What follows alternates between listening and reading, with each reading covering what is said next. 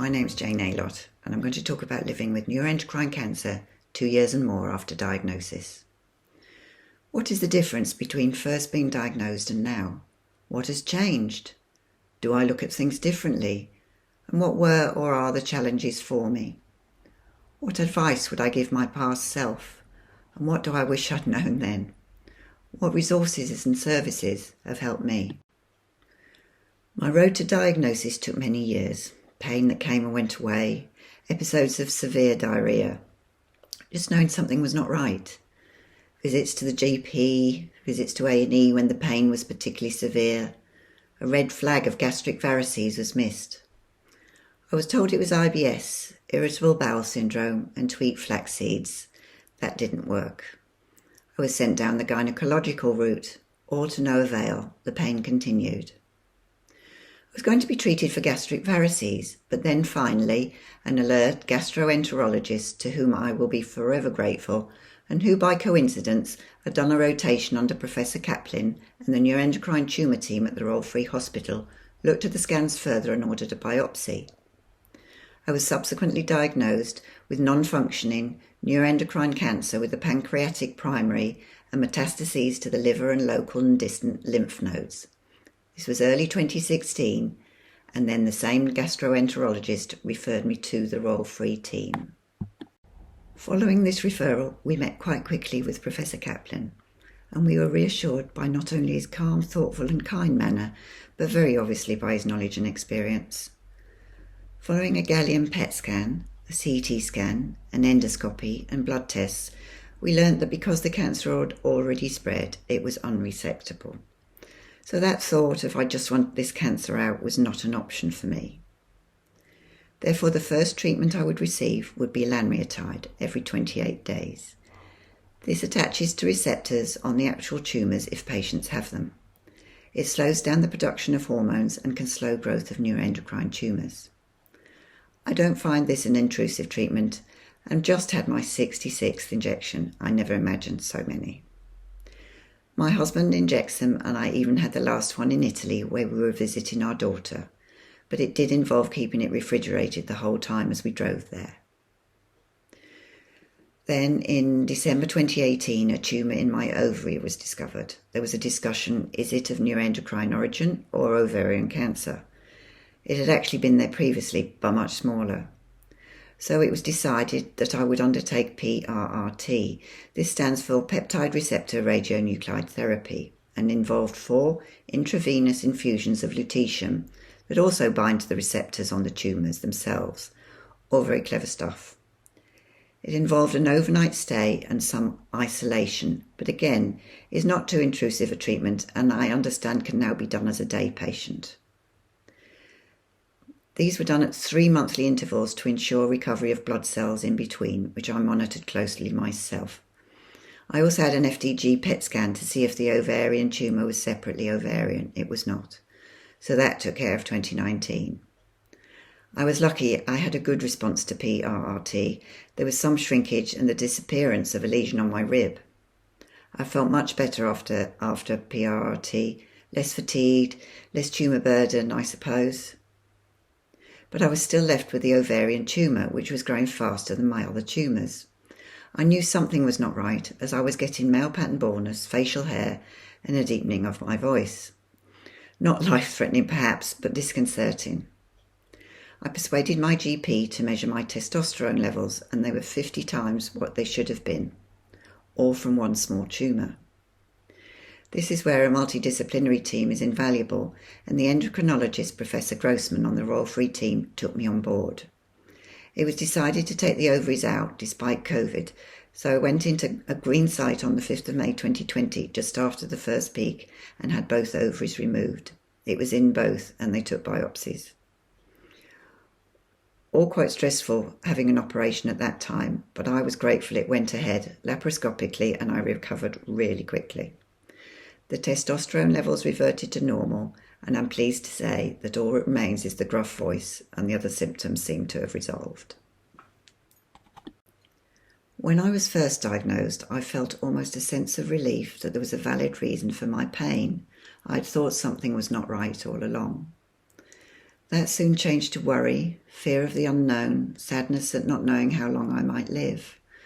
The sadness particularly of believing I would not live to see my children having families of their own. Sadness for my husband is a diagnosis for our partners too, and it affects them in so many ways. One of the questions we asked Professor Kaplan at our first ever visit to the Royal Free was, how long do I have left? He looked at the notes and said years. That was sufficient to give us hope. Dr. Google shows 5-year graphs of life expectancy, which can be very depressing, as they seem to stop there. I'm now 5.5 years post-diagnosis, and I know of many others who have been living with neuroendocrine tumours for much longer. One thing I did do prior to my first visit to the Royal Free was look at the Royal Free videos of patient experiences. There was one that resonated with me in that she was diagnosed with the same tumour type and at the same age and was alive, well, and looked amazing after 10 years. Brilliant. I'm glad to say she is now a dear friend and inspiration. For the first year at least, neuroendocrine tumours were always at the back of my mind.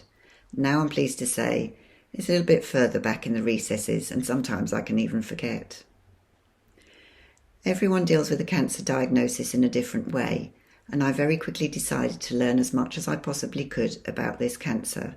I researched it, I learnt about treatments and others' experiences of living with it. I followed the campaign by the clinicians at Neuroendocrine Cancer UK to see PRRT reinstated on the NICE guidelines as a treatment option for neuroendocrine cancer. I once heard a clinician say that the most informed patients had the better outcomes, and that stuck with me. So I don't expect any clinician looking at my notes to remember every little problem and nuance of my messed up insides. So I try and keep on top of it, requesting copies of scans, for example, so that I can be my own best advocate. Nor do I expect my GP to be an expert. I certainly don't profess to be one. But this is my health and my life, so I have the most to gain or lose. It's definitely a cliche, but our outlook on life changed post-diagnosis. I suppose we all think we have all the time in the world, but we changed to living a bit more in the moment. We took every opportunity to embrace life. For example, a friend at work invited us to his wedding on the Amalfi Coast. Pre-diagnosis, we might have thought, gosh, that will cost a lot of money to go. Post-diagnosis, we thought, why not? We had the most wonderful time. Friends asked us along on holidays to Iceland and Florida. Why not? We still try and live by this motto. During COVID, of course, this stopped a lot of us doing a lot of things. But not being able to visit our daughter in Italy because of quarantine, why not? What about my lanreotide injection there? Why not? Well, what about now? I'm less inclined to research neuroendocrine cancer quite so much, although I certainly keep up to date. I try and help others if I possibly can on net natter groups by being open about my experiences. I find them a great support, and they can be uplifting and fun too. I try to raise the patient profile of neuroendocrine cancer patients, and all rare and uncommon cancers really. 47% of all cancer diagnoses are in this group in the UK. To this end, I volunteer on the North Central London and North East London Cancer Alliances, and most recently the National Cancer Patient and Public Voice Forum. So when they are talking about the big 5 cancers, I say, what about the rare and uncommon ones? It's not easy dealing with a cancer diagnosis and treatment, but it's certainly not easy with a rare cancer. There are so many different variations, and no 2 patients are identical. There's also, of course, the lack of knowledge amongst some health professionals. And information and support can be hard to come by unless we're pointed in the right direction. What else? We still live by the motto, why not? And I always know when I need to take it easy. I don't feel it necessary to push myself or be a pain martyr. COVID has affected us all the way we seem to have had tele-oncology foisted on us. I much prefer the reassurance of a face-to-face consultation to an impersonal phone call. I'm more relaxed about my cancer. Yes, I have neuroendocrine cancer, but that's not the sum total of me. I'm living with it. What have the challenges been for me? Well, learning about neuroendocrine cancer to start off with, I hadn't even heard the name of it before, and my brain tends to switch off when it hears medication names. Who would have thought the terms functioning and non-functioning would trip off my tongue, and others that I won't even attempt here? That I would understand what on earth Ki-67 means. The terminology itself, even during my time, has changed. Tumours are now neoplasms, and carcinoids is no longer used. Anyone not sure would do well to check it out on the Neuroendocrine Cancer UK reference page on their website. There's also the challenge of Dr. Google. We all do it, don't we? But especially with such a complex and diverse cancer, we have to be very careful to use reputable reference sites, which is where the NC UK website is invaluable. I've mentioned before being my own advocate, and as the NHS moves towards more personalised cancer care, and with such a complicated cancer, this can be challenging. For example, when do we have the right treatment to get the best outcome? Being part of the decision-making process, it is not easy for some, although I much prefer it. It makes me feel less helpless. It has been challenging to raise the profile of neuroendocrine cancer. The bigger cancers get most of the attention, and therefore the resources and the funding. What has helped me? Well, NC UK, of course. The information on the website, I find it easy to read, up to date and accurate. I haven't actually had any counselling from them, but I understand from others it's excellent. There's advice on money and employment, and I have used the dietary advice, which has really helped me. I couldn't have got this far without the knowledge, the support, the treatment and the care that has been shown to me by the multidisciplinary team at the Royal Free Hospital. What more can I say than thank you, thank you. I do feel confident that research is going on into new treatments and better testing for future suspected patients. Progress is being made. Family and friends, of course. A cancer diagnosis does not just affect the patient, as I said. It's a diagnosis for the partner and family too, and I owe an enormous gratitude to my husband most of all, who has been the best support I could have wished for. As someone who doesn't really like needles, to now be administering my lanreotide perfectly every month with no problems and no lumps and bumps is just amazing. My children, of course, who have been a great support, but also have just got on with their lives while still being very, very caring. Friends who have continued to be supportive, just to ask sometimes how I am in the manner of a bright how's it going, rather than as someone termed it the other day, the sad head tilt. Friends listening to talk of scanxiety, symptoms, and not being bored when I say, I just want to be normal. Volunteering has helped give me a focus. I will be satisfied if less people struggle to get diagnosed if they have neuroendocrine cancer. If doctors don't know about it, how can it be diagnosed? I was lucky that gastroenterologist was aware, but it took a long time. NetNatter groups. I find these really useful and look forward to them. I've met so many lovely fellow NET patients and would certainly recommend giving them a try. Someone on a recent one said she'd been reluctant to join because she felt it would be all about poo. Not true. Of course, this subject can come up and is discussed if required, or hair loss or other symptoms, but mostly we support each other, make each other smile, and importantly, understand the myriad of problems we may face on a daily basis. What is there to lose?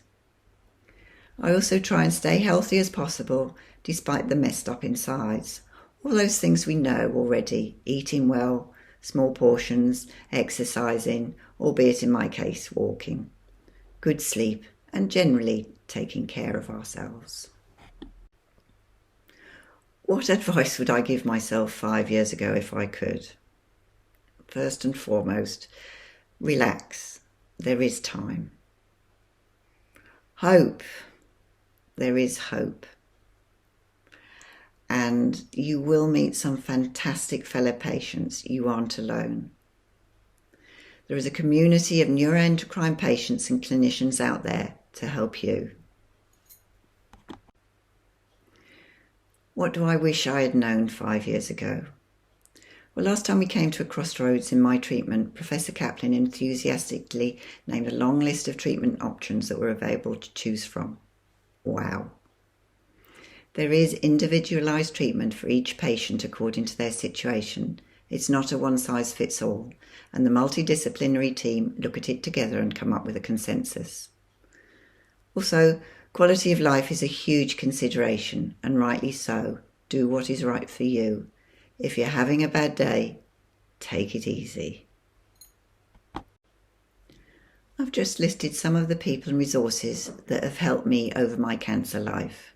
As I mentioned before, Neuroendocrine Cancer UK offers so much support in so many ways. Then there's Maggie's. It's a little haven of calm where you can get free Wi-Fi alongside a cup of tea or coffee and a biscuit, but they also offer practical support such as counselling, employment and physical courses. They can be found at many of the hospitals we visit. Macmillan, I did have a session of counselling with them early on and found it very useful, and obviously they have other advice available on their website. Ronnie Allen, he researches all things neuroendocrine cancer on all our behalves. Then I've listed 2 Facebook pages, which are just 2 groups of fellow patients offering a community for neuroendocrine cancer patients and their families. Same problems, same issues. Thank you all for listening. Apologies for my gruff voice.